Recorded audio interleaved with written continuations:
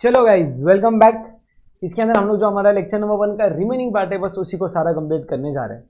तो जैसे कि पिछला वीडियो हमारा कंप्लीट हुआ था GST compensation to state cess act के साथ, उसी को हम लोग यहाँ पे अभी डिस्कस करना स्टार्ट करेंगे। ठीक है, तो क्या हो गया था ना, जीएसटी आने के पहले रेवेन्यू कौन सी गवर्नमेंट का हुआ करता था?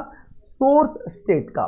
किसका होता था? सोर्स स्टेट, यानी कि जहां से ट्रांजैक्शन इनिशिएट हुआ है उस स्टेट को इसका रेवेन्यू मिलता था। अभी जीएसटी आने के में जीएसटी बन गया डेस्टिनेशन बेस्ड टैक्स, तो इससे लॉस किसको होने लग गया? सोर्स स्टेट को लॉस होने लग गया। तो भैया ये लॉस को कॉम्पेंसेट करने के लिए गवर्नमेंट ने एक एक्ट लाया जिससे हम लोग बोलते हैं GST, goods and services tax compensation to state act 2017। ठीक है, ये क्यों लाया था? Loss of revenue on arising on account of implementation of GST, इसके लिए लाया था। इनिशियली ये जब एक्ट आया गया था ना, ये ओरिजिनल प्लान में सिर्फ 5 साल के लिए था। कितने साल के लिए था originally? For a period of 5 years. और ऐसा क्लियरली वहां पे लिखा गया था कि अगर ये 5 साल में लॉस ठीक से कॉम्पेंसेट नहीं हो रहा है तो हम लोग उसको एक्सटेंड करा के और टाइम के लिए कर सकते, जो भी जीएसटी काउंसिल को ठीक लगे उतना वाला। ठीक है, चलो अभी यहाँ पे कौन से गुड्स के ऊपर सेस लगाने की परमिशन है गवर्नमेंट के पास, हम लोग उसके नाम देखेंगे एक एक करके। पहला है पान मसाला, दूसरा है टोबैको एंड टोबैको के प्रोडक्ट्स, फिर आता है सिगरेट्स, सिगार, कोल, लिग्नाइट, एरिएटेड वाटर और मोटर कार। ऐसे 6 आइटम्स है जिसके ऊपर गवर्नमेंट आप लोगों के ट्रांजैक्शन के ऊपर सेस लगा सकता है। ठीक है, ओके। सेस जो है वो लगेगा आपका टैक्सेबल वैल्यू पे। मतलब मान लो अगर एक सप्लाई हो रहा है आपका 100 रुपीज का और 18 रुपीज नॉर्मल जीएसटी लग रहा है, तो ये जो सेस लगेगा ये आपका 118 रुपीज पे नहीं लगेगा। जो गुड्स या सर्विस का वैल्यू है यानी कि 100 रुपीज जो टैक्सेबल अमाउंट है उसके ऊपर आपका क्या लगेगा? सेस लग जाएगा यहां पर। ठीक है, चलो बढ़ेंगे आगे। यहां पे एक वर्ड आता है अभी, input tax credit of cess can be used for cess liability.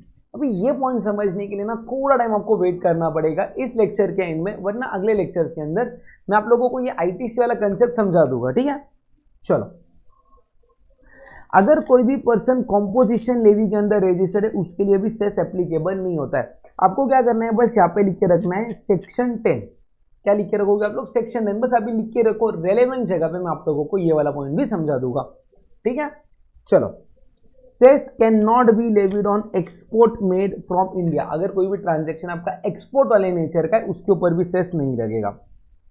Amount of compensation is to be distributed to each state shall be calculated as follow. एक स्टेट को कॉम्पेंसेशन सेस में का कितना रेवेन्यू मिलेगा उसका कैलकुलेशन कैसे करेंगे वो यहाँ पे बताया गया है। सबसे पहले आप लोग क्या करोगे? बेस रेवेन्यू लोगे। बेस रेवेन्यू यानी कि वो जो स्टेट है ना उसका रेवेन्यू लोगे आप लोग फाइनेंशियल ईयर 2015-16 का। फिर अज्यूम करोगे ग्रोथ रेट कितना परसेंट?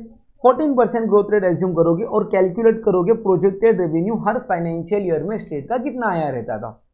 ठीक है, मतलब समझो 2015-16 में अगर एक स्टेट का रेवेन्यू 100 है तो उसका रेवेन्यू 16-17 में कितना हो जाएगा? 114। 17-18 में कितना हो जाएगा उसके लिए हमें कैलकुलेटर लगेगा, हम लोग कैलसी लेते हैं।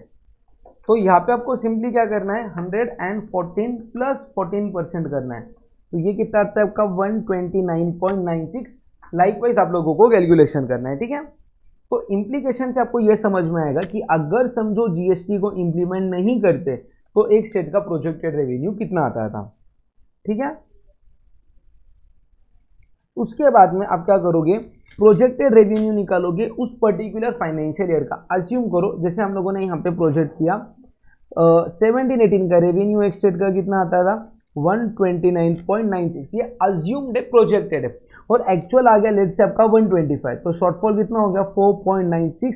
इतना कॉम्पेंसेशन मिलेगा उस पर्टिकुलर स्टेट को। ऐसा आता है आपका वर्किंग। ठीक है, 50% of the amount remaining unutilise at the fund. मान लो अभी ये जो फंड है ये 5 साल के लिए जो ओरिजिनल प्लान बनाया गया था उसके अंदर फंड में आ गई टोटल 100 रुपीज। कितने रुपीज आ गए? 100। उसमें से डिस्ट्रीब्यूट हो गए 60 रुपीज, तो कहने से 40 रुपीज आपके अनडिस्ट्रीब्यूटेड बचे। तो 40 रुपीज में का जो 50% अमाउंट है वो ट्रांसफर किया जाएगा कंसोलिडेटेड फंड्स ऑफ इंडिया को। ठीक है, और जो रिमेनिंग 50% अमाउंट है, जो रिमेनिंग 50% अमाउंट है वो कहाँ पे चलाया जाएगा आप लोगों का, वो डिस्ट्रीब्यूट हो जाएगा among state in the ratio of the total revenue from state tax और union territories as the case may be in the last year of transition period. तो ओरिजिनली ये तो 5 साल के लिए आया था, बट अभी ये जो है ना ये एक्सटेंड करके आपका 31 मार्च 2026 तक चला गया। यानी कि जो आपका फाइनेंशियल ईयर 25-26 रहेगा उसके रेशो में आप लोग स्टेट्स को कॉम्पेंसेशन से जो अनयूटिलाइज अमाउंट है उसका 50% बांटोगे। क्लियर है यहाँ तक? चलो अभी एक वर्ड आता है inter state supply. Inter state supply, चलो मेरे साथ आप लोग क्या करो, नोटबुक के अंदर है ना या टेक्स्ट बुक सॉरी आप लोगों की नोट्स में यहीं पे लिख के ले लो। इंटर स्टेट सप्लाई का क्या मतलब होता है कि भैया location of supplier, location of supplier and क्या लिखोगे, प्लेस ऑफ सप्लाई। इंटर है तो किधर रहेगा, 2 डिफरेंट स्टेट्स और 2 डिफरेंट यूनियन टेरिटरीज और 1 स्टेट एंड 1 यूनियन टेरिटरी। इसको हम लोग क्या बोलेंगे, आपका इंटर स्टेट सप्लाई। और इंटर स्टेट सप्लाई हुआ तो कौन सा टैक्स लगता है, IGST, integrated goods and services tax. Clear है? फिर आते हैं अगले पॉइंट पे, इंट्रा स्टेट सप्लाई का क्या मतलब है। जब आपका लोकेशन ऑफ सप्लाई, लिख के लेना है आप लोगों को, location of supply and place of supply same state के अंदर है या सेम यूनियन टेरिटरी के अंदर है, उसको हम लोग क्या बोलेंगे, आपका इंट्रा स्टेट सप्लाई। क्लियर है? तो मालिक यहाँ पे अगर आपका इंट्रा स्टेट सप्लाई हुआ तो कौन से टाइप का टैक्स लगेगा यहाँ पे, तो यहाँ पे लगेगा आपका इंट्रा स्टेट सप्लाई पे सबसे पहले क्या लगेगा, आपका CGST, और उसी के साथ क्या लगेगा, आपका SGST, और क्या लगेगा यहाँ पे UTGST। क्लियर है? और आप लोगों को कल मैंने पिछले वीडियो के अंदर मैंने क्या बताया था कि मैक्सिमम ये कितना परसेंट आज के टाइम पे इंडिया में लग रहा है, 28%, और ये जाके कहाँ तक जा सकता है, आपका मैक्सिमम 40%। ठीक है? देखो बहुत प्राउड होने वाली बात है, ये हाईएस्ट रेट है पूरे वर्ल्ड में। सर इसमें प्राउड होने जैसा क्या है, वो आपकी मर्जी, आपको होना है हो। Highest rate of GST in world currently लग रहे हैं इंडिया में, जो कि कितना है आप लोगों का 28%। ये डिफरेंस क्लियर हो गया, इंटरस्टेट इंट्रास्टेट सप्लाई। बस उसी को यहाँ पे जो डायग्राम में लिखा हुआ है, 1 मिनट का टाइम आप लोगों के पास, ऐसे ही सेम डायग्राम को आपको लिखना है, इमीडिएटली लिख के ले लो। ठीक है?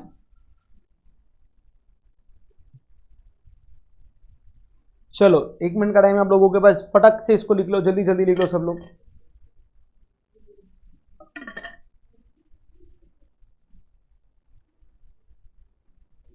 चलो आई होप यहां तक आप सभी का लिख के हो गया होगा। अभी 2-3 बेसिक बातें जो आप लोगों का फाउंडेशन बनाएगा जीएसटी का, उसके बारे में भी आप लोग डिस्कशन करते हैं। ठीक है? तो एक बात को समझ लो। ठीक है? यहाँ पे ये जो आपका GST है यानी कि goods and service tax identification number, ये होता है आप लोगों का टोटल 15 डिजिट्स का। कितने डिजिट्स का? टोटल 15 डिजिट्स का। देखो पहले यहाँ के जो 2 डिजिट है ये रिप्रेजेंट करते हैं आपका स्टेट कोड। हर एक स्टेट के लिए अपना अपना एक अलग से स्टेट कोड दिया गया हुआ है यहाँ पर। फिर जो सेकेंड यहाँ पे आता है 10 डिजिट्स। 10 डिजिट्स का आपका क्या आता है यहाँ पे, पैन, यानी कि परमानेंट अकाउंट नंबर। क्या आता है आपका? Pan.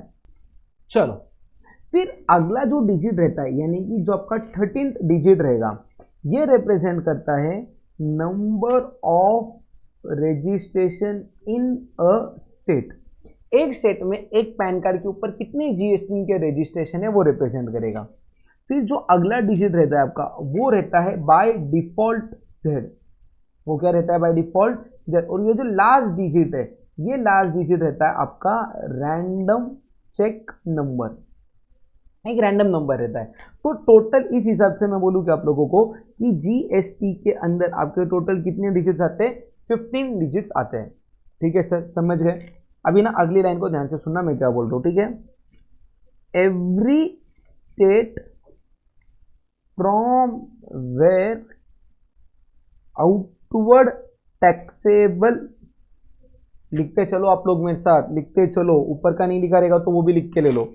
Outward taxable supply is made comma registration is compulsory in such state। लिख के ले लो, जो मैंने लिखा पहले लिख लो उसको, 1 सेकंड का टाइम है आप लोगों के पास, फटाक से लिखो सब लोग।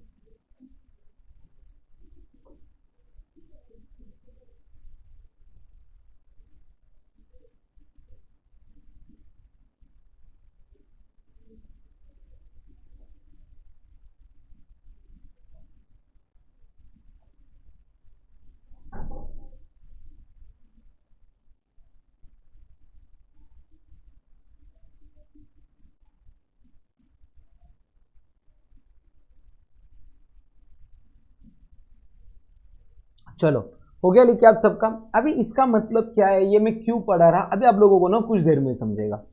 सबसे पहले ना यार दोस्तों देखो, जीएसटी के अंदर है ना, जीएसटी के अंदर 10 डिजिट्स का, यहाँ पे 10 डिजिट्स का आपका कौन सा नंबर बताया गया हुआ है, पैन नंबर बताया। पैन मतलब क्या, परमानेंट अकाउंट नंबर। कितने डिजिट का बोला गया हुआ है यहाँ पे, 10 डिजिट्स का, ठीक है।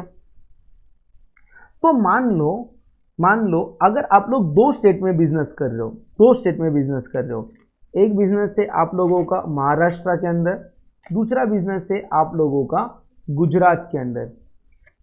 कहना इससे आपके 2 बिजनेस है, आपके कितने बिजनेस है, 2 बिजनेस। तो आपको 2 सेपरेट रजिस्ट्रेशन लेने पड़ेंगे जीएसटी के अंदर। 2 सेपरेट क्या लेने पड़ेंगे, जीएसटी के अंदर रजिस्ट्रेशन लेने पड़ेंगे। सर यहां तक भी समझा। सर हमारे 2 बिजनेस हैं महाराष्ट्र के अंदर, कहाँ पे बिजनेस हमारे 2, महाराष्ट्र के अंदर। तो देखो आपको कंपलसरी 1 रजिस्ट्रेशन लेना है। कंपलसरी कितना रजिस्ट्रेशन लेना है, 1। आपके पास ऑप्शन है, यानी कि ऑप्शनल है, आप मल्टीपल रजिस्ट्रेशन ले सकते हो। मल्टीपल रजिस्ट्रेशन लेने का आपके पास क्या है, ऑप्शन। मान लो मेरा एक सीए का फॉर्म पुणे में है और दूसरा सीए का फॉर्म मुंबई में, तो मेरे लिए कंपल्शन कितना रजिस्ट्रेशन लेने का है, 1 रजिस्ट्रेशन लेना है। बट अगर मैं मेरा पुणे का बिजनेस अलग रखना चाहता हूँ और मुंबई का बिजनेस अलग रखना चाहता हूँ, तो वो मैं कर सकता हूँ, कोई प्रॉब्लम नहीं। उसके लिए मुझे 2 अलग अलग रजिस्ट्रेशन लेने का ऑप्शन अवेलेबल है।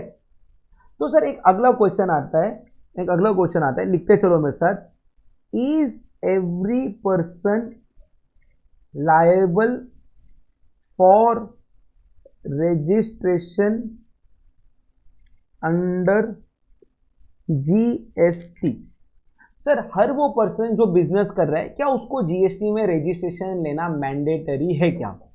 तो इसका आंसर है नो। इसका आंसर है नो। आपको रजिस्ट्रेशन के लिए लायबल 2 सेक्शन कर सकते हैं। एक है आपका सेक्शन 22, दूसरा है आपका सेक्शन 24।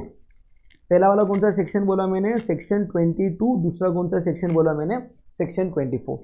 सेक्शन 22 बोलता है अगर आप लोगों का टर्नओवर एक्सीड करता है बेसिक थ्रेशोल्ड लिमिट, एक्सीड करता है बेसिक थ्रेशोल्ड लिमिट, तो रजिस्ट्रेशन लेना कंपलसरी है।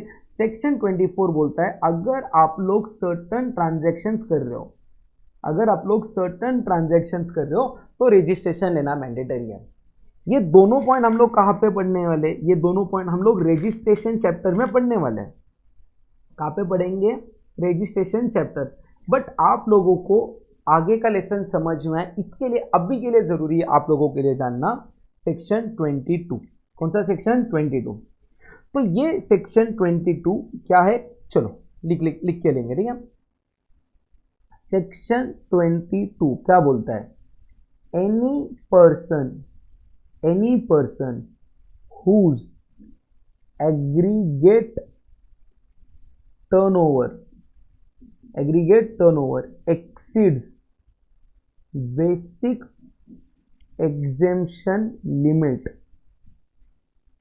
is liable for registration under GST in every such state from where he is making outward taxable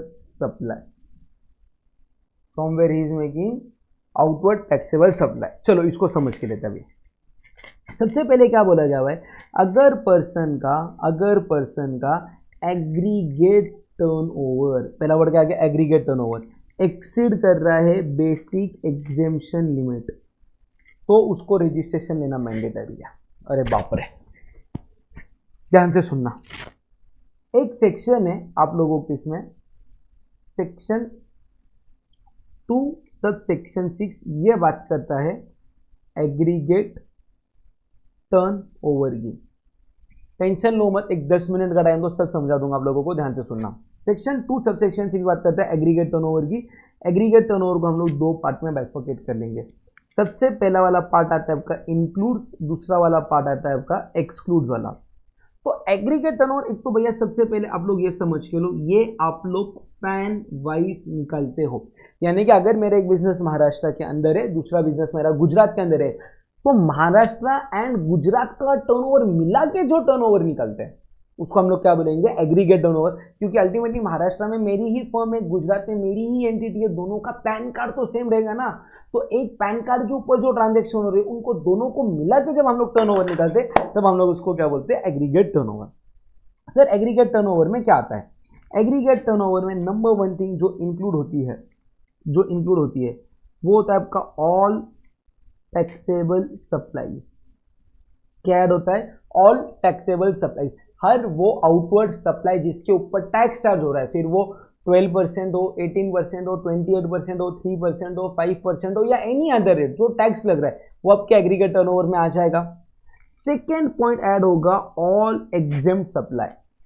क्या ऐड होगा, all exempt supplies. Exempt supply यानी कि भले ही वो सप्लाई एग्जेम्प्ट, उसके ऊपर तुम जीएसटी पे नहीं भी कर रहे हो, बट आपके एग्रीगेट टर्नओवर में वो आ जाएगा। उसके अंदर क्या आता है, सबसे फर्स्ट आता है होली एग्जेम्प्ट सप्लाई। क्या आता है आपका, होली एग्जेम्प्ट सप्लाई, यानी कि अगर गवर्नमेंट ने पब्लिक वेलफेयर के लिए कोई भी सप्लाई को जीएसटी से पूरा एग्जेम्प्ट किया रहेगा, पूरा, यानी कि बोले इसके ऊपर जीएसटी नहीं लगता है, जैसे कि फ्रेश फ्रूट्स हो गए, वेजिटेबल्स हो गए, डॉक्टर की सर्टन सर्विसेज हो गई, वही उसके ऊपर जीएसटी नहीं लग रहा, बट आपके एग्रीगेट टर्नओवर में वो आ जाएगा। सेकंड क्या आएगा आप लोगों का, नील रेटेड सप्लाई। और अभी ध्यान से सुनना, इसमें कंफ्यूज हो जाओगे बाद में। Nil rated supply, nil rated supply का मतलब है कि जीएसटी लग रहा है बट 0% से लग रहा है, यानी कि जो जीएसटी का रेट चार्ट है ना उसके अंदर मेंशन किया गया हुआ है कि अगर ये गुड्स या सर्विसेज का सप्लाई हो रहा है तो इसके ऊपर जीएसटी लगेगा 0% से, उसको हम लोग क्या बोलते हैं, नील रेटेड सप्लाई। ठीक है, और थर्ड पॉइंट क्या आएगा, non taxable supply. Non taxable supply का क्या मतलब है, ऐसा सप्लाई जिसके ऊपर जीएसटी लग ही नहीं रहा है। और यार अगर आपको याद रहेगा तो एक्सपर्ट, अभी ये दोनों वर्ड आप लोग बोल पाओ, अभी नहीं और दूसरा क्या, कभी नहीं। अभी नहीं में क्या आएगा आपका 5 पेट्रोलियम प्रोडक्ट्स, और कभी नहीं में क्या आएगा, alcoholic liquor for human consumption. I hope ये अभी आप लोगों को याद हो गया होगा। तो अभी तक देखो इंक्लूड्स के अंदर मैंने एग्रीगेट टर्नओवर में दो बातें पकड़ी, पहला आ गया ऑल टैक्सेबल सप्लाई, दूसरा आ गया all exempt supply. Exempt supply के अंदर मैंने तीन बातें बताई आप लोगों को, पहला आता है होली एग्जाम सप्लाई, सेकंड आता है नील रेटेड सप्लाई, थर्ड आता है आपका नॉन टैक्सेबल सप्लाई। फिर यहाँ पे आता है आपका थर्ड पॉइंट। थर्ड पॉइंट किसकी बात करेगा, थर्ड पॉइंट बात करेगा zero rated supply. Third point किसकी बात कर रहा है, zero rated supply. Sir nil rated आपने अभी बताया, आपने बोला कि उसके अंदर एक्ट में रेट दिया हुआ है 0%, तो 0% अलग से क्या है, तो ध्यान से सुनना। अभी एक एग्जांपल के थ्रू समझो, ये माउस है, ये क्या है, माउस। अगर ये माउस मैंने डोमेस्टिक इंडिया के अंदर बेचा तो इसके ऊपर जीएसटी लगेगा लेट्स से 18%। कितना परसेंट, 18%। यही माउस अगर मैंने इंडिया के बाहर एक्सपोर्ट किया, या यही माउस मैंने SEZ इकोनॉमिक जोन को बेचा, है ना, स्पेशल इकोनॉमिक जोन को बेचा, तो ये माउस के ऊपर जीएसटी लगेगा 0%। यानी कि इंडिया में बेचूंगा तो जीएसटी लग रहा है, पर अगर इसको एक्सपोर्ट कर रहा हूँ या SEZ को बेच रहा हूँ तो जीएसटी लगेगा 0%। इसको हम लोग क्या बोलते हैं, जीरो रेटेड सप्लाई। यानी कि जीरो रेटेड सप्लाई में सबसे पहला आता है सप्लाई टू SEZ, और सेकेंड क्या आता है इसके अंदर, एक्सपोर्ट। ये दोनों बन जाता है आपका जीरो रेटेड सप्लाई। और लास्ट वाला पॉइंट आता है आप लोगों का interstate supply between same pan. मतलब अगर आपका महाराष्ट्र में एक बिजनेस है, गुजरात में एक बिजनेस है, और आपने एक दूसरे को भी सप्लाई किया, ट्रांसफर किया, वो भी आपके एग्रीगेट टर्नओवर में इंक्लूड हो जाएगा। तो देखो इंक्लूजन्स में मैंने 4 पॉइंट्स लिखे, आई होप आपने भी 4 पॉइंट्स लिखे रहेंगे, अगर नहीं तो पहले वीडियो को पॉज करो, ये चारों पॉइंट्स को लिखो, फिर ही आगे बढ़ना। सबसे पहला पॉइंट हम लोगों ने क्या लिखा, ऑल टैक्सेबल सप्लाई, क्या लिखा हम लोगों ने, all taxable supply. Second point हम लोगों ने क्या लिखा, all exempt supply. Exempt supply के अंदर कितने पॉइंट्स आते हैं, 3। कौन से 3 पॉइंट आएंगे, only exempt supply, nil rated supply और non taxable supply. Non taxable supply के अंदर कितने पॉइंट, 2 पॉइंट। कौन से 2 पॉइंट, अभी नहीं कभी नहीं। अभी नहीं मतलब 5 पेट्रोलियम प्रोडक्ट, कभी नहीं में क्या आएगा, alcoholic liquor for human consumption. फिर क्या आएगा, जीरो रेटेड सप्लाई, उसके अंदर कितनी बातें, 2 बातें। पहला बात सप्लाई टू एसी है, दूसरा बात एक्सपोर्ट। थर्ड फोर्थ क्या ऐड किया हम लोगों ने, interstate supply between same and, ये आपके 4 इंक्लूड वाले पॉइंट हो गए। एक्सक्लूड में क्या आएगा आप लोगों का, एक्सक्लूड में आएगा सबसे पहले all taxes charge under GST, all taxes charge under GST. जो भी जीएसटी के अंदर आपके टैक्सेस चार्ज किए गए वो आपके एग्रीगेट टर्नओवर में से एक्सक्लूड हो जाएंगे। मान लो मैंने एक मोबाइल बेचा 1 लाख रुपीज का, उसके ऊपर 18% जीएसटी लगा के मेरे पास 1,18,000 रुपीज है, तो 18,000 तो मैं गवर्नमेंट को पे कर रहा हूँ ना, वो मेरा टर्नओवर थोड़ी ना है, मेरे पास थोड़ी ना वो पैसा रहने वाला है। तो मेरा टर्नओवर माना जाएगा सिर्फ और सिर्फ 1 लाख रुपीज, 18,000 मेरे टर्नओवर में नहीं आएगा। सेकेंड पॉइंट बहुत ध्यान से सुनना, ये कंसेप्ट समझाऊंगा मैं अभी आप लोगों को, inward RCM supplies, inward RCM supplies. चलो क्योंकि बड़ा आरसीएम आ गया, मैं अभी इसके बारे में थोड़ा सा डिटेल में आप लोगों को बताऊंगा एक एग्जांपल के थ्रू, ठीक है, एक एग्जांपल के थ्रू। एक ही मिनट, ये एग्जांपल मैं एक यहाँ पे नीचे बताऊंगा आप लोगों को, ठीक है। देखो मान लो क्या मान लू सर, देखो एग्जांपल, ये फर्स्ट ट्रांजैक्शन है, ये कौन है आपका, बायर, इजी वे में बायर, ये कौन है आपका बायर, ये कौन है आपका सेलर। देखो सेलर बायर को क्या देगा, या तो गुड्स देगा, या तो सर्विसेज देगा, या तो बोथ देगा। बायर सेलर को क्या पे करेगा, कंसीडरेशन, क्या पे करेगा, कंसीडरेशन। और कहने से ये कंसीडरेशन के अंदर 2 बातें रहेगी, एक रहेगा आपका टैक्सेबल अमाउंट और दूसरा कौन सा रहेगा, टैक्स अमाउंट। एक रहेगा टैक्सेबल अमाउंट, दूसरा रहेगा, एक रहेगा टैक्सेबल अमाउंट, दूसरा रहेगा टैक्स अमाउंट। ये सेलर क्या करेगा, अपने पास कौन सा अमाउंट रखेगा, टैक्सेबल अमाउंट अपने पास रखेगा, और सेलर आगे क्या करेगा, गवर्नमेंट को पे करेगा टैक्स। अगर आप लोग ऑब्जर्व करोगे तो कहना है इससे गाड़ी स्ट्रेट चल रही है आप लोगों की, यानी कि इसको मैं बोलूंगा फॉरवर्ड चार्ज मैकेनिज्म। गाड़ी देखो ना एक ही लाइन में चल रही है ना, तो मैं इसको क्या बोल रहा हूँ, फॉरवर्ड चार्ज मैकेनिज्म, एकदम सिंपल चल रहा। बायर सेलर को टैक्स का अमाउंट दे रहा है, सेलर आगे गवर्नमेंट को टैक्स का अमाउंट दे रहा है, ये बन गया फॉरवर्ड चार्ज मैकेनिज्म। बट ऐसे सर्टन ट्रांजैक्शन है जीएसटी के अंदर जिसके लिए हम लोग 2 सेक्शंस पढ़ेंगे, यहाँ पे आप लोग लिख के रख देना 9.3 एंड 9.4। उसके अंदर है ना टैक्स पे करने का मैकेनिज्म में थोड़ा सा चेंज है। उसके अंदर क्या होता है कि ये जो बायर है, ये बायर सेलर से तो गुड्स को लेता है और सर्विसेज को लेता है, या दोनों चीजें लेता है, बट ये ना सेलर को ओनली टैक्सेबल अमाउंट देता है। ओनली कौन सा अमाउंट पे करता है, टैक्सेबल अमाउंट पे करता है। यानी कि सर ये ट्रांजैक्शन के ऊपर जीएसटी नहीं लगता क्या, जीएसटी लगेगा, बट बायर गवर्नमेंट को जीएसटी पे करेगा, buyer will pay tax to government. अभी आप देखो ना गाड़ी आगे जाके फिर पीछे चली गई, इसके लिए इसको बोला जाता है रिवर्स चार्ज मैकेनिज्म। क्या बोला जाता है, रिवर्स चार्ज मैकेनिज्म। तो अगर कोई भी ऐसा ट्रांजैक्शन हुआ जिधर रेसिपिएंट यानी कि बायर को गवर्नमेंट को टैक्स पे करना पड़ा, उसको हम लोग बोलेंगे रिवर्स चार्ज मैकेनिज्म। तो भैया अगर आप लोगों ने कोई भी ऐसा परचेस किया है जिसके अंदर आप ही को गवर्नमेंट को टैक्स पे करना हो, तो उसको हम लोग आपके एग्रीगेट टर्नओवर में इंक्लूड नहीं करेंगे। क्लियर है आप सबको, लिखा आप सबने यहाँ तक। 1 मिनट का टाइम दे रहा हूं मैं, जिन्होंने नहीं लिखा है फटाक से लिख के ले लो, वरना वीडियो को पॉज कर लो फिर लिख लेना। चलो सर ये तो समझ में आ गया एग्रीगेट टर्नओवर वगैरह जो आपने बताया, बट ये हम लोग ने यहाँ पे पढ़ा क्यों? तो दोस्तों उसके पढ़ने के पीछे का है ये मेन रीजन। सेक्शन 22 ने बोला गया हुआ है, सेक्शन 22 में, कि भैया अगर आपका एग्रीगेट टर्नओवर इस लिमिट तक है तो आपको रजिस्ट्रेशन लेने की जरूरत नहीं है, बट अगर आपका एग्रीगेट टर्नओवर इस लिमिट के ऊपर जाता है तो आपको रजिस्ट्रेशन लेना पड़ेगा।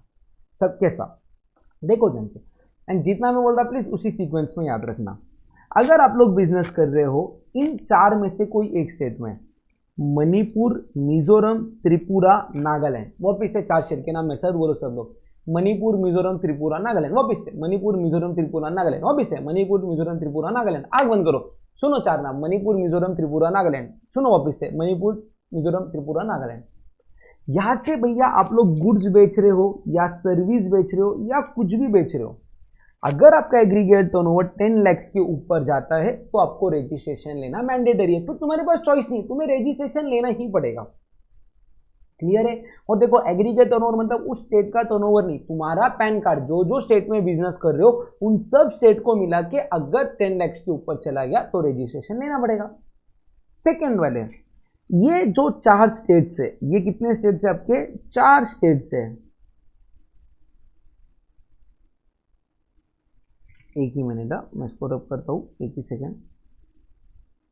ये जो आपके चार स्टेट्स यहां पे बताए गए थे, अगर इन चारों स्टेट्स में आप लोग सिर्फ गुड्स को बेचो या सर्विस को बेचो या दोनों को बेचो, अगर आपका एग्रीगेट टर्नओवर 20 लाख के ऊपर जाता है तो आपको रजिस्ट्रेशन लेना मैंडेटरी है। कौन से वो चार स्टेट्स है?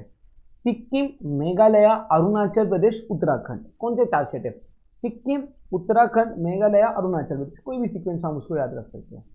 सर बट इधर तो 6 स्टेट है, मैं क्या बोल रहा हूँ, मेरी सीक्वेंस को तुम फॉलो करो ना। चलो 10 लाख वाले चार स्टेट को बोलो, मणिपुर, मिजोरम, त्रिपुरा, नागालैंड। 20 लाख वाले स्टेट्स के नाम लो, कौन से थे? सिक्किम, मेघालय, अरुणाचल प्रदेश, उत्तराखंड। अभी ऐसे 3 स्टेट्स जहां से आप लोग अगर सिर्फ गुड्स बेच रहे हो तो लिमिट 40 लाख है। देखो 40 लाख का लिमिट ओनली गुड्स के लिए, सर्विस आ गया तो लिमिट 20 लाख है। सर्विस आ गया तो लिमिट कितना है? 20 लाख। बस अगर सिर्फ गुड्स हो गए तो लिमिट 40 लाख का है। कौन से है वो 3 स्टेट्स? जम्मू कश्मीर, आसाम, हिमाचल प्रदेश।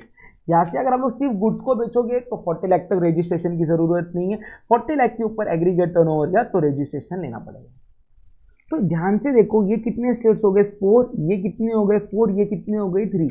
तो ये है टोटल आपके 11। ये है टोटल आपके 11। एक मिनट, ये है टोटल आपके 11 स्पेशल कैटेगरी ऑफ स्टेट्स। ये 11 स्पेशल कैटेगरी ऑफ स्टेट्स है, जिनको स्पेशल कैटेगरी में किसने डाला हुआ है? यहाँ पे स्पेशल कैटेगरी ऑफ स्टेट में किसने डाला हुआ है? जीएसटी काउंसिल ने डाला हुआ है। क्लियर है? तो सर ये दो कौन से स्टेट्स है? ये पुडुचेरी और तेलंगाना, ये दो है आपके नॉर्मल स्टेट्स। कौन से स्टेट्स है? Normal states. देखो पुडुचेरी और तेलंगाना में अगर आप गुड्स बेचो या सर्विस बेचो फर्क नहीं पड़ता, आपको 20 लाख के ऊपर अगर आपका एग्रीगेट टर्नओवर गया तो आपको रजिस्ट्रेशन लेना मैंडेटरी है। बट बाकी के जो सारे स्टेट्स एंड यूनियन टेरिटरीज है, जैसे कि फॉर एग्जांपल महाराष्ट्र, गोवा, दिल्ली, है ना, यहाँ पे क्या बोला गया है? अगर आप सिर्फ गुड्स बेच रहे हो, ओनली गुड्स है, तो आपके लिए लिमिट कितना है? 40 लाख। उसके ऊपर एग्रीगेट टर्नओवर गया तो रजिस्ट्रेशन लेना पड़ेगा। और अगर सर्विस वाला कंपोनेंट आ गया तो एग्रीगेट टर्नओवर अगर 20 लाख के ऊपर गया तो रजिस्ट्रेशन लेना मैंडेटरी है। और मैं क्या बोला, अगर कोई भी एक स्टेट में आप लोग रजिस्ट्रेशन लेने के लिए लायबल हो गए तो हर वो स्टेट जहां से आउटवर्ड टैक्सेबल अप्लाई कर रहे हो वहां पे आपको रजिस्ट्रेशन लेना मैंडेटरी है। क्लियर है? देखो ध्यान से, मेरा मणिपुर का टर्नओवर था 8 लाख रुपीस और मेरा गुजरात का टर्नओवर था लेट से 6 लाख रुपीस। तो अगर मैं इसका एग्रीगेट टर्नओवर निकालूं, एग्रीगेट टर्नओवर ये कितना हो गया? 14 लाख रुपीस हो गया। तो कहने से ये मोर देन 10 लाख है। जो कौन से स्टेट का लिमिट था? मेरा मणिपुर का लिमिट था। तो मुझे रजिस्ट्रेशन लेना पड़ेगा। कौन से स्टेट में लेना पड़ेगा? सर मणिपुर में टर्नओवर उसके ऊपर चला गया, मणिपुर में तो लेना ही पड़ेगा। साथ ही साथ में मुझे गुजरात में भी रजिस्ट्रेशन लेना पड़ेगा, क्योंकि एक बार तुम अगर किसी एक स्टेट में लायबल हो गए रजिस्ट्रेशन लेने के लिए तो हर वो स्टेट जहाँ से तुम लोग आउटवर्ड टैक्सेबल अप्लाई कर रहे हो वहाँ पे रजिस्ट्रेशन लेना मैंडेटरी है। ठीक है, चलो और एक एग्जाम्पल से समझाता हूँ मैं आप लोगों को। देखो मेरा गुजरात में बिजनेस था सप्लाई ऑफ गुड्स का।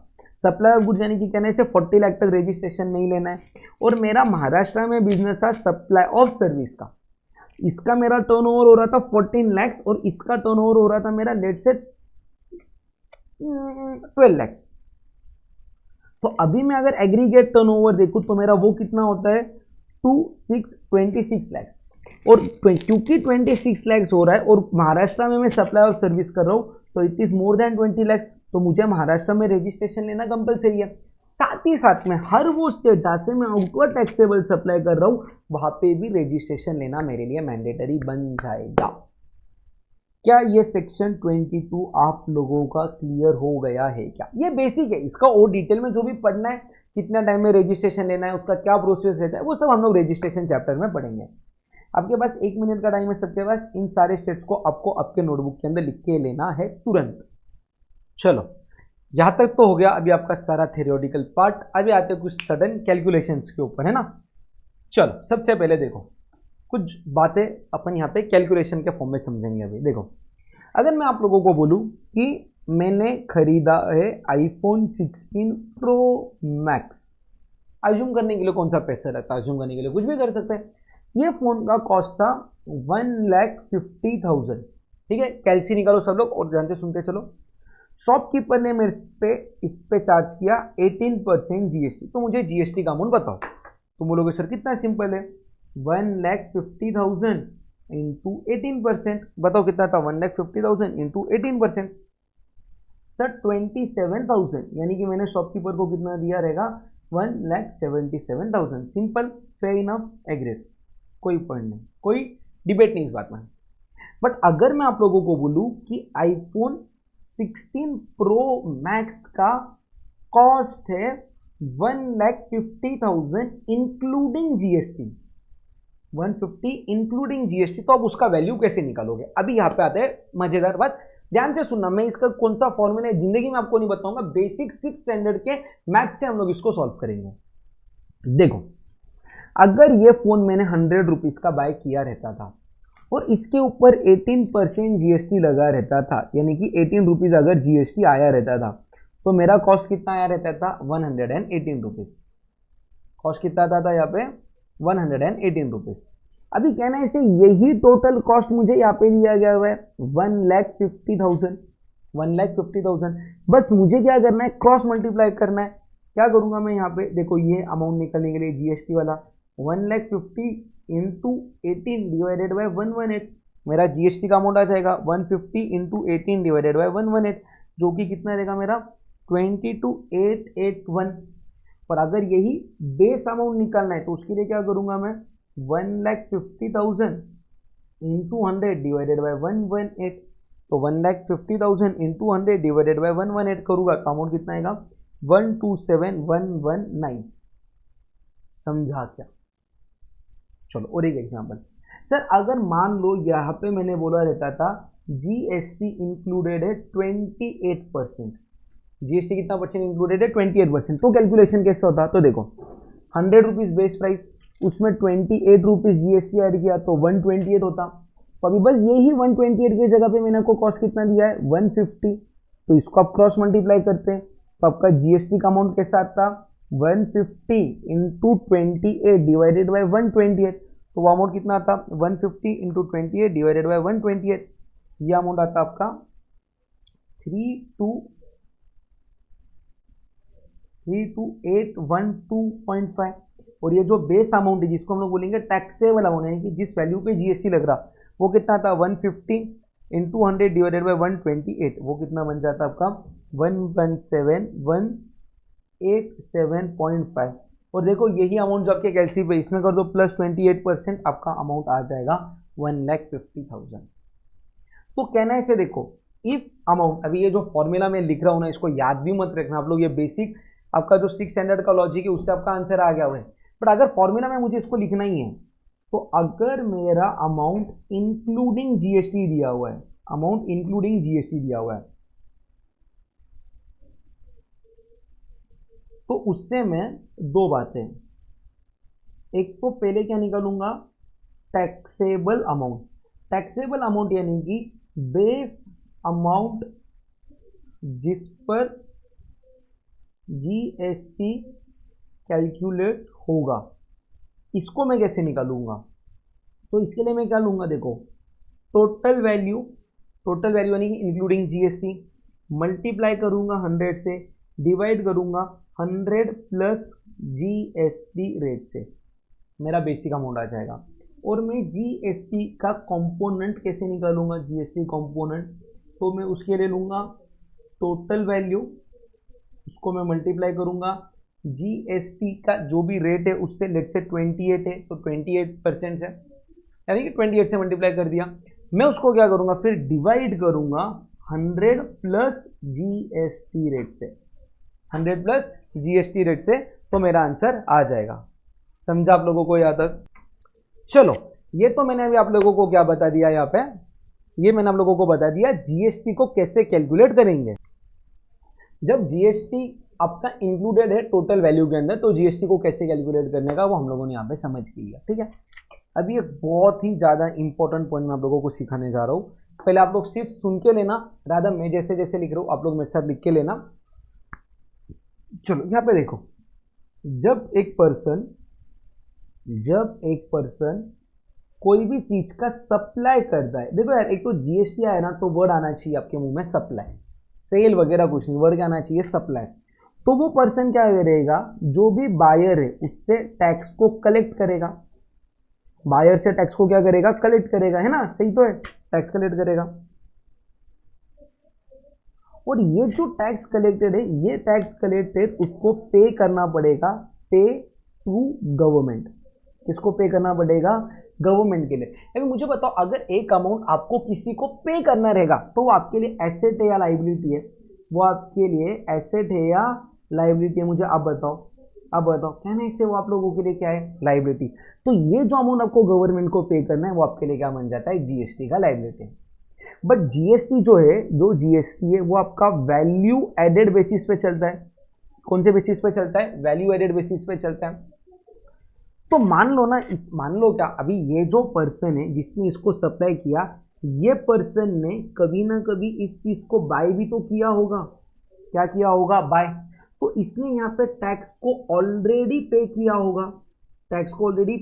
होगा, तो ये जो टैक्स अपन ने परचेस के टाइम पे किया है, इसको हम लोग क्या बोलते हैं, इनपुट टैक्स। क्या बोलते हैं, इनपुट टैक्स। तो ये लायबिलिटी में से ये इनपुट टैक्स माइनस होने के बाद में, या तो देखो क्या होगा, आपकी लायबिलिटी ज्यादा आएगी आपके इनपुट टैक्स क्रेडिट से। आपने क्या किया, लेट से एक कैलकुलेटर सेल किया 1000 रुपीज में 18% जीएसटी लगा के, बट परचेज आपने इसको 800 में किया था, तो आपकी लायबिलिटी ज्यादा रही आपके क्रेडिट से। तो आपको जो डिफरेंस है लायबिलिटी माइनस आईटीसी का, उसको कैश में पे करना पड़ेगा, कैश में क्या करना पड़ेगा, पे करना पड़ेगा, फेयर इनफ। बट अगर ऐसा भी केस हो सकता है ना, आपने लेट से 100 क्वांटिटी ऑफ कैलकुलेटर को परचेस किया, इसमें से 5 कैलकुलेटर ही बेचे, तो ऐसे केस में क्या हो जाएगा, आपका आईटीसी ग्रेटर देगा लायबिलिटी से, है ना। तो ये जो एक्सेस आईटीसी है, उसको आप लोग क्या करोगे, कैरी फॉरवर्ड करोगे, अभी मेरे को एक बात बताओ, कहना इसे, मेरी जो लायबिलिटी है, क्या है, लायबिलिटी, वो कौन से टाइप की रह सकती है। तो अगर मैंने इंट्रा स्टेट सप्लाई किया तो वो सीजीएसटी रहेगा, साथ में एसजीएसटी रहेगा, या तो क्या रहेगा, यूटीजीएसटी। और अगर मैंने इंटर स्टेट सप्लाई किया तो वो क्या रहेगा, मेरा आईजीएसटी। सिमिलरली मेरे पास जो क्रेडिट है, इनपुट टैक्स का जो क्रेडिट है, वो भी 2 टाइप में रह सकता है। अगर मैंने इंटर स्टेट परचेस किया तो आईजीएसटी, इंटर स्टेट परचेस किया तो एसजीएसटी एंड सीजीएसटी साथ में। तो ये कैसे सेट ऑफ करेंगे अपन उसको, ये है सबसे बड़ा क्वेश्चन। तो आज का हमारा लास्ट का पॉइंट यहाँ पे जो समझना है हमें, वो रहेगा आपका manner of utilization of input tax credit. कैसे इनपुट टैक्स क्रेडिट को हम लोग यूटिलाइज करेंगे, वो है अपना आज का लास्ट पॉइंट। तो इस लास्ट पॉइंट को चलो करते हैं शुरुआत, ठीक है। यहां पे अभी ध्यान से देखना, यहां पे ना मैं क्या लिख रहा हूं, मेरा इनपुट टैक्स क्रेडिट, ये जो डार्क ब्लू कलर है, इससे मैं मेरे इनपुट टैक्स क्रेडिट को लिख रहा हूं, जो कि क्या क्या रह सकता है, मेरा आईजीएसटी, फिर क्या रहेगा, सीजीएसटी, फिर क्या रहेगा, एसजीएसटी। और यहाँ पे ना मैं ग्रीन कलर से लिख रहा हूँ मेरा लायबिलिटी, ग्रीन कलर से क्या लिख रहा हूँ मैं, मेरा लायबिलिटी भी वापस कौन सा रहेगा, सीजीएसटी, फिर कौन सा रहेगा, सॉरी पहले रहेगा आईजीएसटी, फिर सीजीएसटी, फिर क्या रहेगा, SGST। सबसे पहले सेंट्रल गवर्नमेंट अलग है, स्टेट गवर्नमेंट अलग है। बोलो भाई इसमें साथ क्या बोल रहा हूं मैं, सेंट्रल गवर्नमेंट अलग है, स्टेट गवर्नमेंट अलग है। तो जो भी क्रेडिट मेरा सेंट्रल गवर्नमेंट का है मैं उसको स्टेट गवर्नमेंट के अगेंस्ट यूज नहीं कर सकता, और जो भी क्रेडिट मेरा स्टेट गवर्नमेंट का है मैं उसको सेंटर गवर्नमेंट के अगेंस्ट यूज नहीं कर सकता। ये क्लियर, सेंटर का क्रेडिट स्टेट के अगेंस्ट नहीं मिलेगा, स्टेट का क्रेडिट सेंटर के अगेंस्ट नहीं मिलेगा। आईजीएसटी का मेरा क्रेडिट सबसे पहले यूज होगा आईजीएसटी के लायबिलिटी के अगेंस्ट, कंपलसरी आईजीएसटी का पेमेंट किसके अगेंस्ट करूंगा मैं, आईजीएसटी। फिर ये रिमेनिंग पेमेंट करूंगा मैं अगेंस्ट सीजीएसटी और एसजीएसटी इन एनी ऑर्डर। मेरे साथ लिखते चलो, आईजीएसटी का पेमेंट सीजीएसटी और एसजीएसटी किसी के भी अगेंस्ट कर सकता हूं, कोई भी ऑर्डर में कर सकता हूं, ठीक है। तो आईजीएसटी का क्रेडिट है तो कौन सी लाइबिलिटी के अगेंस्ट पहले यूज करूंगा, आईजीएसटी। फिर भी अगर क्रेडिट बच गया तो किसके अगेंस्ट यूज करूंगा, सीजीएसटी और एसजीएसटी। नंबर 3 बहुत ही इंपॉर्टेंट पॉइंट है, ठीक है, ये थर्ड स्टेप हमारी। देखो मैं क्या लिख रहा हूं, जब तक आईजीएसटी का आईटीसी 0 नहीं होता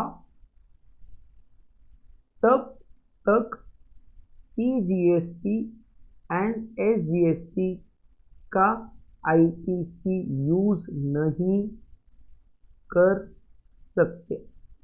यानी कि भैया ये अमाउंट और ये अमाउंट अगर आपको यूज करना है उसके लिए आपका ये वाला अमाउंट क्या होना चाहिए, 0 होना चाहिए। क्या होना चाहिए, 0 होना चाहिए, ठीक है। चलो ओके। फिर सीजीएसटी को आप लोग सबसे पहले किसके अगेंस्ट यूज करोगे, सीजीएसटी को सबसे पहले आप लोग यूज करोगे सीजीएसटी के अगेंस्ट। फिर भी बैलेंस बचता है तो किसके अगेंस्ट यूज करोगे, आईजीएसटी के लायबिलिटी के अगेंस्ट। एसजीएसटी को सबसे पहले यूज करोगे एसजीएसटी के अगेंस्ट, कुछ बचता है तो किसके अगेंस्ट यूज करोगे, आईजीएसटी के अगेंस्ट। एक बात को ध्यान से देखना, एसजीएसटी का आईटीसी आईजीएसटी के अगेंस्ट तब ही यूज होगा जब सीजीएसटी का बैलेंस 0 होगा। अभी सिर्फ समझ के लो, मैं काफी सारे एग्जांपल से आप लोगों का ये कंप्लीट करवा दूंगा। सबसे पहले ये आप लोगों के नोटबुक के अंदर लिख के रहना चाहिए। वीडियो को 1 मिनट के लिए अगर पॉज करना चाहते हो तो पॉज कर लो, फटक से इसको पहले नोटबुक के अंदर लिख लो, फिर हम लोग स्टार्ट करेंगे हमारा कैलकुलेशन वाला पार्ट। चलो आई होप ये सब लोगों ने नोटबुक के अंदर लिख लिया होगा। अभी ना इसको मैं प्रैक्टिकली एक सम्स के थ्रू आप लोगों को सॉल्व करूंगा, ढेर सारे हम लोग इसके ऊपर सॉल्व करेंगे एग्जाम्पल्स, ठीक है। देखो सबसे पहले मैं यहाँ पे लिख रहा हूँ आपके पास इनपुट टैक्स क्रेडिट कितना है, फिर मैं यहाँ पे लिख रहा हूँ आपका लायबिलिटी कितना है पे करने का, ठीक है। पहले आईजीएसटी, सीजीएसटी और एसजीएसटी। यहाँ पे लेट से 1000 रुपीज, यहाँ पे है 800, यहाँ पे है 400, यहाँ पे है 700, यहाँ पे है 400, यहाँ पे क्या है आपका 700। तो कैलकुलेशन कैसा होगा ध्यान से देखना, ठीक है। चलो कैलकुलेशन को मैं यहीं पे नीचे करवा देता हूँ, थोड़ी सी जगह कम है बट हो जाएगा, मैनेज कर लेंगे हम लोग मैनेज।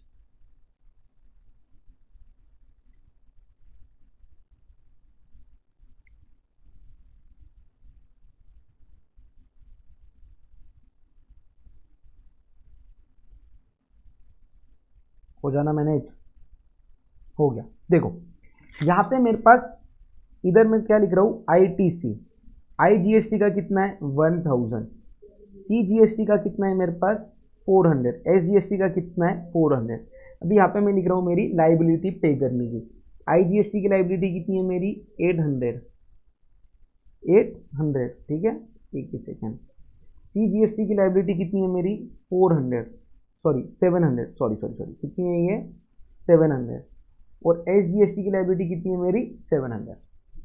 सबसे फर्स्ट ये 1000 रुपीज को मैं ये 800 रुपीज के अगेंस्ट सेट ऑफ करूंगा, तो कितने माइनस हो गए 800। देखो 1000 में से 800 चले गए, कितने बच रहे अभी 200। मैं ये 200 को किधर लिख सकता हूँ, देखो मेरे पास 3 ऑप्शन, क्या क्या, 3 नहीं अनलिमिटेड ऑप्शन थे, बट क्या क्या हो सकते हैं। ये 200 को मैं ऐसे यूज कर लूँ, या तो मैं इसको ऐसे यूज कर लूँ, या तो मैं उसको ऐसे यूज कर लूँ, या तो मैं उसको ऐसे यूज करूँ, या तो मैं उसको ऐसे यूज करूँ। जैसे यूज करना है वो तुम्हारी मर्जी भैया, तुम लोग उसको कैसे भी यूज कर सकते हो, ठीक है। क्योंकि हमारा फर्स्ट समय में एकदम इजी वे में क्या करता हूँ, मैं दोनों जगह पे 100 रुपीज दे देता हूँ। यहाँ पे 100 रुपीज चला गया, यहाँ पे 100 रुपीज चला गया। अभी देखो 1000 रुपीज का बैलेंस था, कहना है 1000 रुपीज यूज हो गए, तो ये आईटीसी का बैलेंस, अभी आईटीसी का बैलेंस कितना हो गया, 0। तो देखो स्टेप 1 बोलता आईजीएसटी को आईजीएसटी के अगेंस्ट यूज कर लो, स्टेप 1 फॉलोड। स्टेप 2 बोलता सीजीएसटी और SGST any order, followed. Step 3 बोलता जब तक आईजीएसटी का बैलेंस 0 नहीं होता तब तक सीजीएसटी और एसजीएसटी को यूज नहीं कर सकते, फॉलोड। देखो कहना से सीजीएसटी इधर नहीं जाएगा, एसजीएसटी इधर नहीं जाएगा, परफेक्ट। फिर अभी मुझे ये 400 रुपीज पे करने, मेरी लाइबिलिटी कितनी थी 700, उसमें से मैंने कितना पे कर दिया 100, अभी भी लाइबिलिटी 600 की बाकी है, तो ये 400 रुपीज यहाँ पे यूज कर लो, है ना। तो अभी देखो 400 थे, 400 यूज हो गए, आईटीसी कितना हो गया 0। अभी वापिस एसजीएसटी का पेमेंट करना है 400 का, उसको यहाँ पे यूज कर लो, तो यहाँ पे ये आईटीसी हो गया 0। अभी आपको कितना पे करना है, तो देखो ये 800 पे करने थे, 800 ऑलरेडी आप लोग पे कर चुके हो, तो यानी कि यहाँ पे अभी आपको एक्स्ट्रा कितना पे करना है कैश में, तो कहना है इससे आपको आईजीएसटी का 0 पेमेंट करना है। आईजीएसटी का कितना पेमेंट करना है 0। सीजीएसटी का आपको पेमेंट करना था 700, पे हो चुका है 500, कितना बैलेंस बच रहा है 200, तो कहना है इससे ये बैलेंस आपका आ गया payable in cash. Balance payable किस में आ गया, कैश में, कितना आ गया 200। सेम एसजीएसटी का आपका पेमेंट है 700, पे हो गया है 500, कितना आपको कैश में पे करना है 200 कैश में पे करना है। और आईटीसी कितना कैरी फॉरवर्ड करोगे आप लोग, 0 आईटीसी कैरी फॉरवर्ड होगा।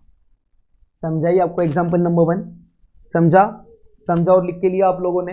इसको आप लोग लगा तो क्वेश्चन बैंक वाले इसमें लिख लो या तो रफ बुक में लिखो, इसको फेयर बुक में मत लिखना आप लोग, फेयर बुक के अंदर है ना आपके सिर्फ कंसेप्ट आने चाहिए, है ना, इसको आप लोग रफ बुक में लिख लो। चलो मैं लेता हूं एक एग्जांपल नंबर 2, सेम एग्जांपल 2। देखो यहाँ पे मेरा आईटीसी, यहाँ पे मेरी लाइबिलिटी, ये है मेरा आईजीएसटी। आईजीएसटी का आईटीसी था 200, लाइबिलिटी थी मेरी लेट्स से 4000। फिर था मेरा सीजीएसटी, सीजीएसटी का मेरा आईटीसी था लेट्स से 4800, मेरी लाइबिलिटी थी 2000। मेरा एसजीएसटी था, यहाँ पे लाइबिलिटी थी 48, आईटीसी था 4800 का, लाइबिलिटी थी 2000 की। अभी क्या कैलकुलेशन होगा इसका, तो चलो सॉल्व करेंगे। देखो पहले यहाँ पे मैं आईटीसी लिख रहा हूँ सारे, सबसे पहले क्या लिख रहा हूँ मैं आईटीसी। आईटीसी में सबसे पहले क्या आएगा मेरा आईजीएसटी, आईजीएसटी कितना है 200, सीजीएसटी कितना है मेरा 4800, एसजीएसटी कितना है मेरा 4800। ग्रीन कलर से अपन लिखेंगे अपनी लाइबिलिटी। आईजीएसटी की लाइबिलिटी कितनी है 4000, सीजीएसटी की है 2000, एसजीएसटी की कितनी है 2000। सबसे फर्स्ट आईजीएसटी को आईजीएसटी के अगेंस्ट पे कर दो, 200 रुपीज पे हो गया, तो ये 200 आईटीसी पूरा यूज हो गया, बैलेंस कितना बच रहा है 0। फिर ये 4800 को आप लोग सबसे पहले कहाँ पे यूज करोगे, यहाँ पे यूज करोगे। बट देखो मेरे पास क्रेडिट 4800 का है, बट पे मुझे सिर्फ 2000 रुपीज करना है। 4800 भले ही पेबल है, पे कितना करना है 2000, तो मैंने कितना पे कर दिया 2000। अभी देखो 4800 में से मेरा पेमेंट हो गया 2000 का, मेरे पास अभी भी बैलेंस में क्या ना इसे 2800 है, तो ये 2800 को मैं यहाँ पे यूज कर सकता हूँ, हाँ या नहीं, तो यूज कर लो। देखो 4000 पे करना था, 2000 पे कर दिया, अभी भी 3800 पे करना है, तो आउट ऑफ दिस ये 2800 को यूज कर लो, तो इसका बैलेंस आगे कितना हो जाएगा 0। अभी ये एसजीएसटी का जो 4800 रुपीज का आईटीसी है उसको पहले यहाँ पे यूज कर लो, अभी कितना बैलेंस बचा आपके पास 2800। बट यहाँ पे देखो अभी आईजीएसटी का लाइबिलिटी पहले था ओरिजिनली 4000, उसमें का 200 आपने पे कर दिया, बैलेंस कितना बचा 3800, फिर उसमें से 2800 का पेमेंट कर दिया, अभी बैलेंस कितना बचा पे करने के लिए 1000, वो पे कर दो। अभी ध्यान से देखो पहले 4800 का आपका ये था, क्या था 4800 का लाइबिलिटी था, उसमें से पे कितना हो गया पहले 2000, फिर कितना पे हो गया 1000, तो कहने से टोटल आप लोगों का पेमेंट हो गया है 3000 रुपीज़ का। तो 4800 में से 3000 का पेमेंट हो गया, तो बैलेंस कितना बच्चा आपका 1800। तो ये 1800 आप लोग क्या करोगे कैरी फॉरवर्ड करोगे नेक्स्ट पीरियड के लिए। और यहाँ पे अभी देखो लाइबिलिटी थी 4000 की, कहने से वो पे हो चुकी है, तो कैश में कुछ भी पे नहीं करना है। सेम ये लाइबिलिटी भी पे हो चुकी है, इसको भी कैश में आपको कुछ भी पे नहीं करना है, आईटीसी को कैरी फॉरवर्ड करोगे। सर और एक क्वेश्चन जरूर ध्यान से देखना, और एक क्वेश्चन एग्जाम्पल, ठीक है। चलो एक एग्जाम्पल लेंगे हम लोग और एक। चलो ये वाला एग्जाम्पल है ना, मैं सीधा अपने फॉर्मेट में लिखता, देखो यहाँ पे मैं लिख रहा हूँ ITC, IGST का ITC है मेरे पास, लेट्स से 6000, CGST का ITC है मेरे पास 2000 और SGST का ITC है मेरे पास 3000। हो सकता है ना ऐसा कि पिछला वाला बच्चा वगैरह जो भी रहे। मेरा अभी यहाँ पे मैं लाइबिलिटी ब्लैक कलर से लिख रहा हूँ, IGST का लाइबिलिटी था मेरा 3000, ठीक है। CGST का लाइबिलिटी था मेरा 6 और 2, एक मिनट में कैलकुलेशन करता हूँ।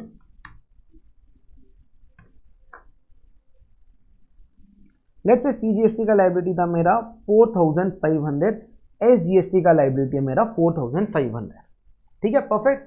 1 मिनट का टाइम है, पहले आप लोग खुद से ट्राई करो कैलकुलेट करना, अगर आ गया तो बढ़िया, वरना मैं आप लोगों को सॉल्व करके बताऊंगा कैसा आएगा। वीडियो को पॉज कर दो, 1 मिनट के लिए वेट करो, उसके बाद हम लोग सॉल्व करना स्टार्ट करेंगे। 1 मिनट का टाइम आप लोगों के पास, करो जल्दी जल्दी।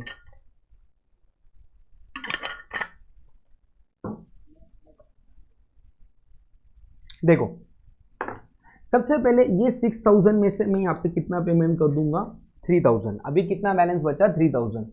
तो मैं उसको कोई भी सीक्वेंस में यूज कर सकता। लेट्स से यहाँ पे मैंने पे किया 1500, यहाँ पे मैंने पे किया 1500, चलेगा? यस।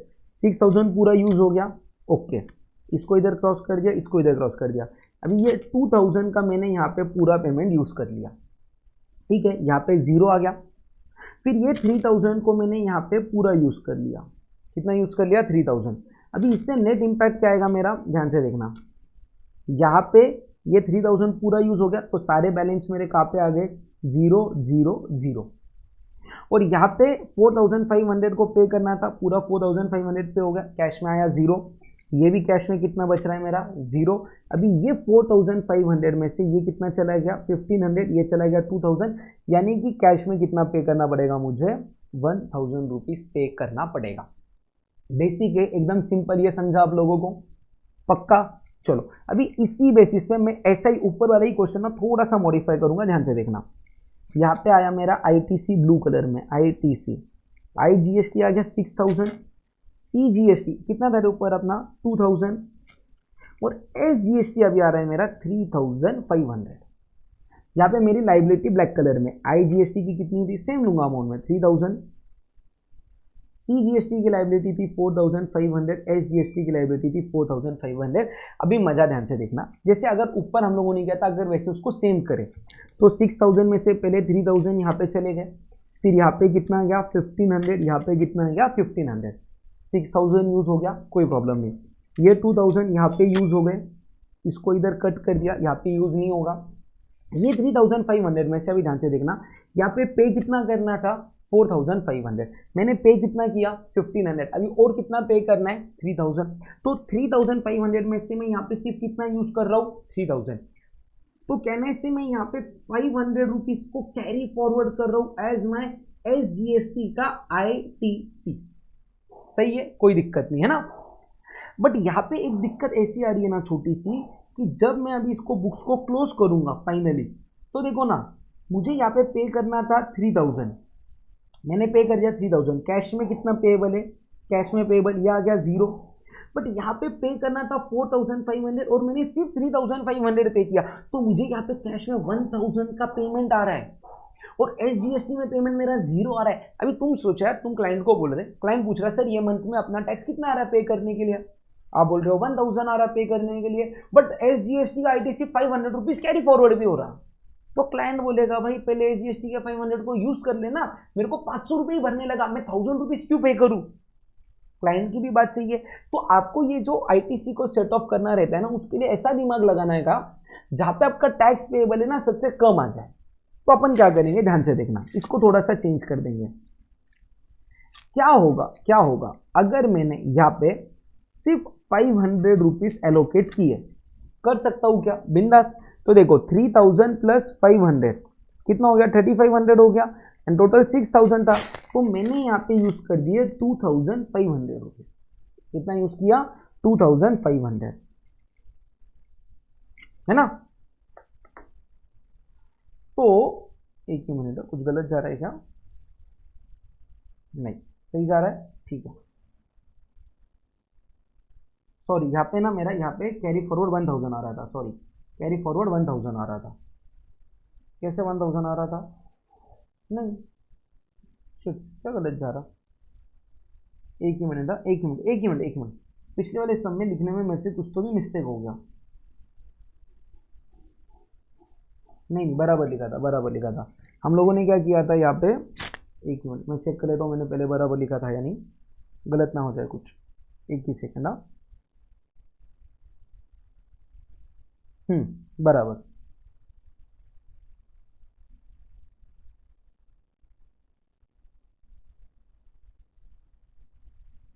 चलो, सही है, सही है, सही है।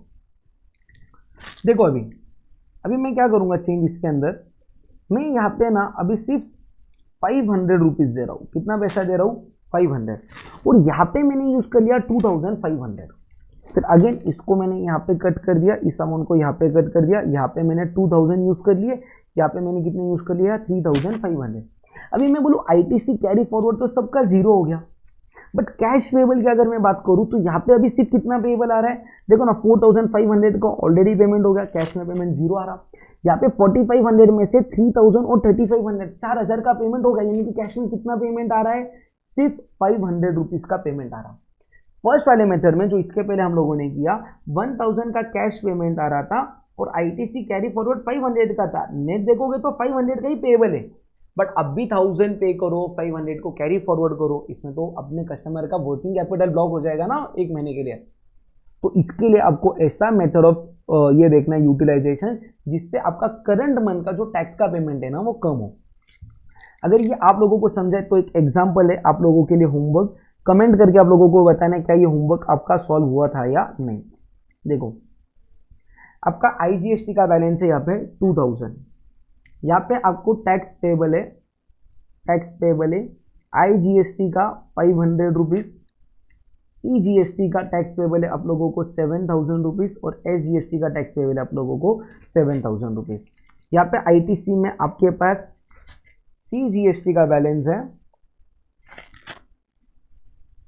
सीजीएसटी का बैलेंस है लेट्स से 9000 रुपीज और एसजीएसटी का बैलेंस है आप लोगों का